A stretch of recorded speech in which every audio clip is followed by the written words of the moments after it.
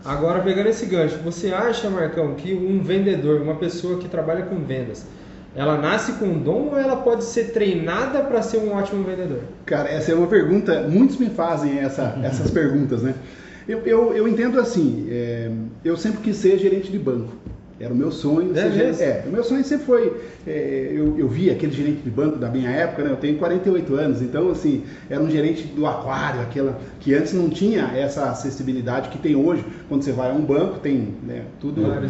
Vários gerentes, né? Então, gerente tinha muita autonomia, tinha muita autonomia, né? Então vinha daquela... Né? Enfim, todo aquele glamour. E eu falava, cara, era isso. Só que daí eu percebi que, eu falei, cara, mas precisa ter alguns conhecimentos específicos, como financeiro, isso, aquilo. Eu falei, cara... E aí eu entrei na área de vendas. Então, respondendo a tua pergunta, cara, assim, você nasce com aquilo, mas quando você gosta também dessa relação com pessoas, de se conectar com as pessoas, e quando você tem um passo a passo para você seguir, isso facilita muito a tua vida. Por quê? Muitas pessoas confundem um pouco a função vendas, o profissional de vendas. Tudo que você faz na sua vida, Bruno, Nelson, tudo que nós fazemos, né? Tudo que a gente cria é um produto. Sim. E aí, se a gente não sabe vender esse produto, né? O podcast é um produto. Sim. Se a gente não souber vender isso, a gente não precisa ser vendedor para vender o podcast. Mas a gente precisa se conectar com as pessoas. Então, respondendo a pergunta, assim, você nasce, e se você nascer com esse dom, você já tem uma vantagem absurda, porém, você também desenvolve.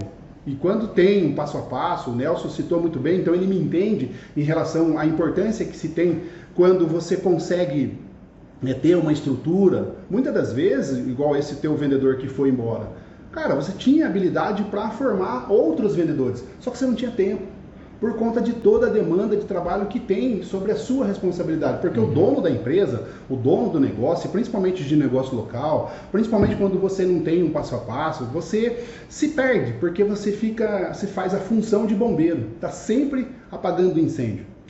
Então, pegando esse gancho também, quem é dono de negócio ou planeja montar um negócio que está assistindo, vamos pegar um exemplo prático. Imagine que o dono de negócio, ele precisa às vezes ficar ali de olho num contrato, ficar ali de olho num financeiro, ficar ali de olho numa contratação. Então ele tem muitas atribuições, ele é o financeiro, ele é o jurídico, ele é, né, a estrutura, o administrativo, e às vezes ele também é o operacional, dependendo do negócio que ele tem. E quando você passa por essa dificuldade, o que é que ele precisa fazer para conseguir achar então esse tempo para formatar esse processo de vendas, e aí eu acho que entra no trabalho que você faz também, né?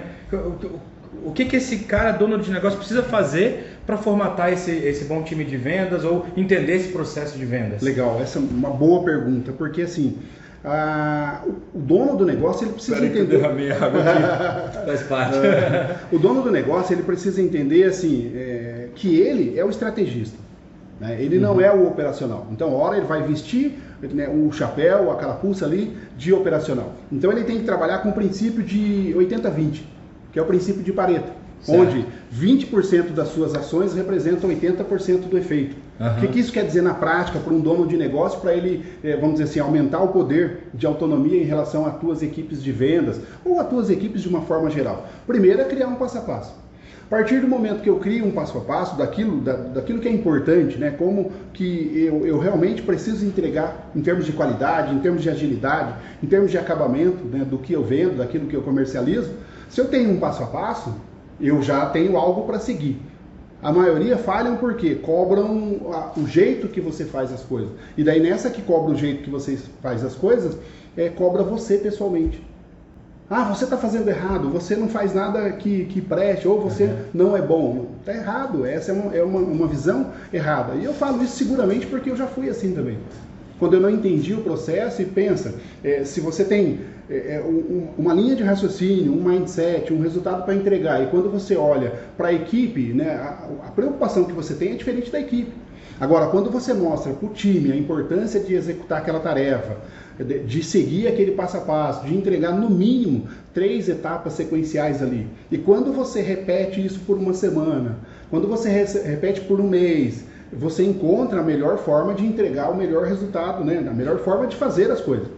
O time de vendas, ele precisa se preocupar apenas com o que tem que falar e com o que tem que fazer. O resto é a estrutura do dono do negócio. Porque muitas vezes está na cabeça do cara, né? Daquele dono, daquela dona de negócio. Ela sabe fazer muito bem. Só que ela não consegue tirar o que está no mindset dela, no modelo de mente, no que ela pensa, em como que ela quer que o negócio dela prospere, e ela não consegue transmitir isso para um time de vendas.